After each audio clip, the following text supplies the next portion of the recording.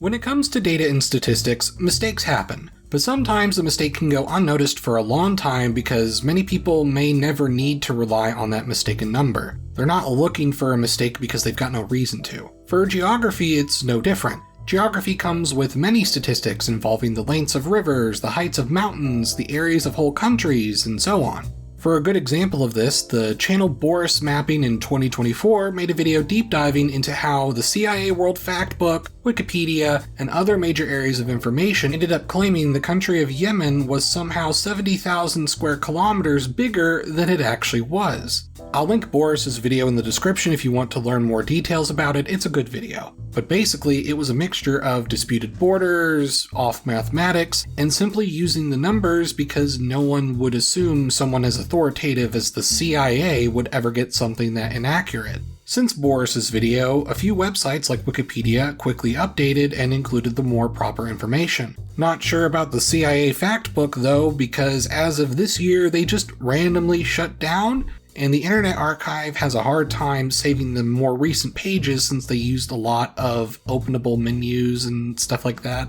Borys, however, recently asked me if I would be interested in making a video about other examples of country sizes that were variously reported and seemingly went unnoticed. And I thought, sure, why not? So in this video, I'm going to go over a few countries where the size can greatly vary depending on which source you look at. But first, we need to acknowledge how difficult it can be to get a precise number of a country's physical size. The ironic thing is that while there are many wrong answers a country size could be, there are also potentially multiple correct answers depending on how you measure the country's size.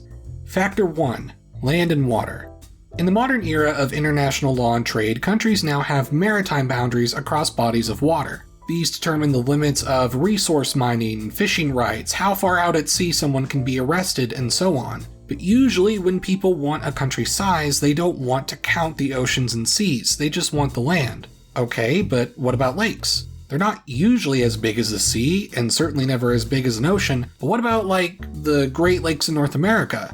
The Caspian, technically a lake, but called a sea. Well, okay, but those are in between countries, so it'd be reasonable to exclude those.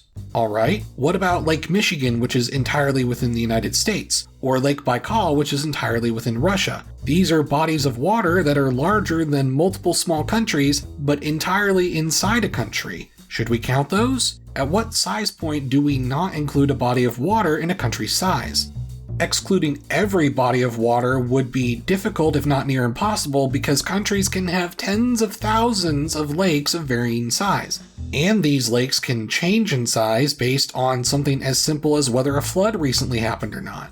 You have a similar paradox with rivers where some rivers in some areas can be wider than small lakes. At what point does the coastline turn into an interior river? You can say that most cases are too small in size to really make a difference, but tens of thousands of anything can add up. And this ambiguity has resulted in different statistics before.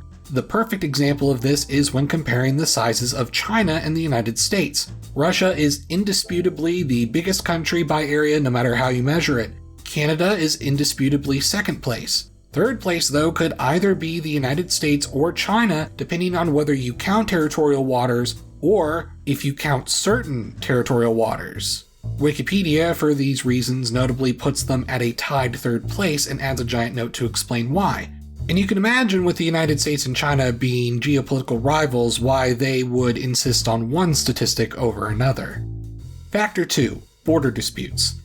This one's a common problem. Country A claims border A, country B claims border B.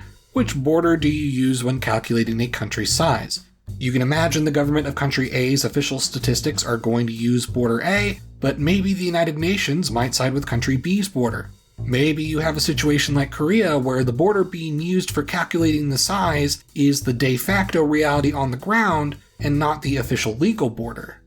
But in other cases, a border dispute exists because the local terrain has made it difficult to organize a proper effort to demark an official border.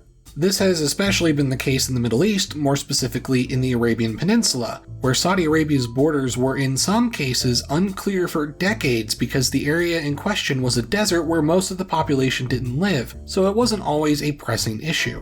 To bring up Yemen again, part of the issue was Yemen's border with Saudi Arabia wasn't fully and legally established until the year 2000's Treaty of Jeddah. So if you had a size estimate from, say, the 1990s and just didn't bother updating it, you suddenly have very different numbers. Factor 3, methods get better. You can imagine that as time has gone on, the technology used to get precise measurements has only gotten better, especially with the advent of satellite imagery and computers. There are even some cases of things like undiscovered islands within a country's territory that maybe weren't previously factored in. So all this shows how hard it is to find a precise number, and then of course there's always the chance of human error going unnoticed as well. For this video, Borys gave me a list of countries where he noticed some notable differences in size: the United Arab Emirates, Yemen, Saudi Arabia, Libya, and Eritrea. Most of these are Middle Eastern, and I suspect border disputes are a large reason for the discrepancy. So just out of curiosity, I'm going to add a few more countries. I'm also going to add Guyana, India, Indonesia, Iraq, Norway, and Oman.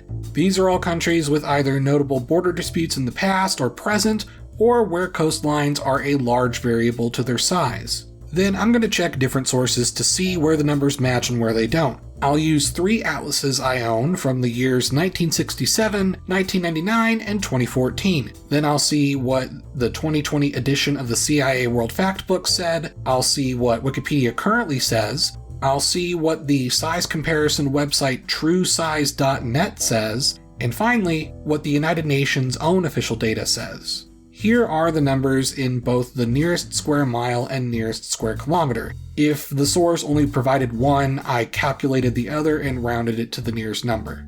Based on this data, I think you can infer some reasonable things. Between 1967 and 1999, data measuring clearly got better with the arrival of computers and satellites.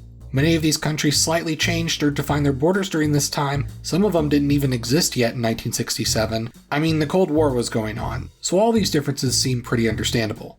Between 1999 and 2014, you could say the same thing. However, the first 2 atlases did not list where they got their statistical data from. The third one said everything outside of the United States and Canada cited the CIA World Factbook. So really, this older atlas data over time is certainly interesting, but we can toss it out.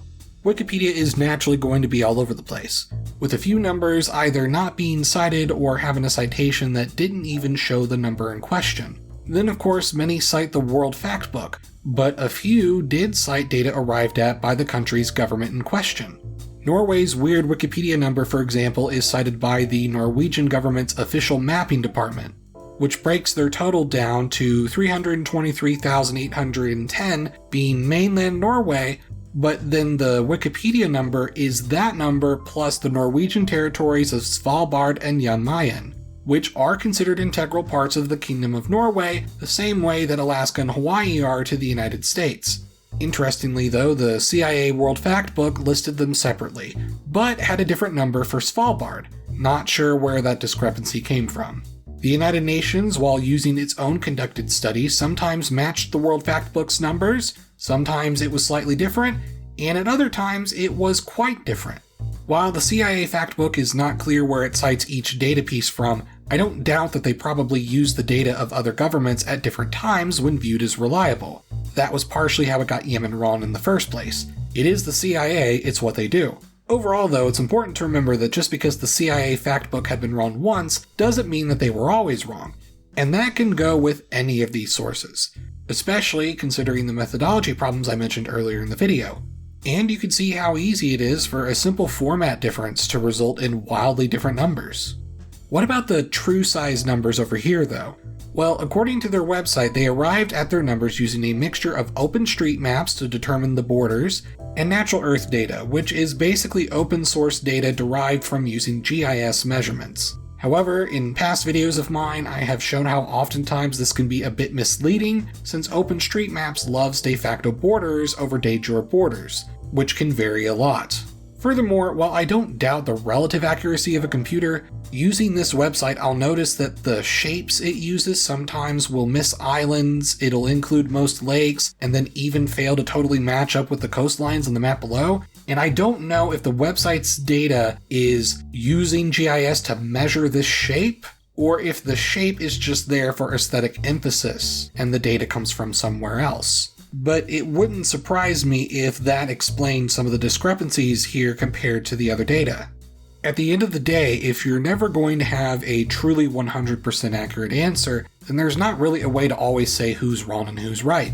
The case with Yemen, as shown in Borys' video, was a more unique situation, and while there may be a similar story for some of these other countries, like Saudi Arabia, it's not going to be the same story for all of them. If anything, what you should take from this video is that you should make sure where you're citing your data from, and if possible, try to get a clearer idea of how and when they arrived at that data. It could help add important context for when that data gets passed on to the next researcher. I'm Emperor Tiger Star, and I'll see you guys next time.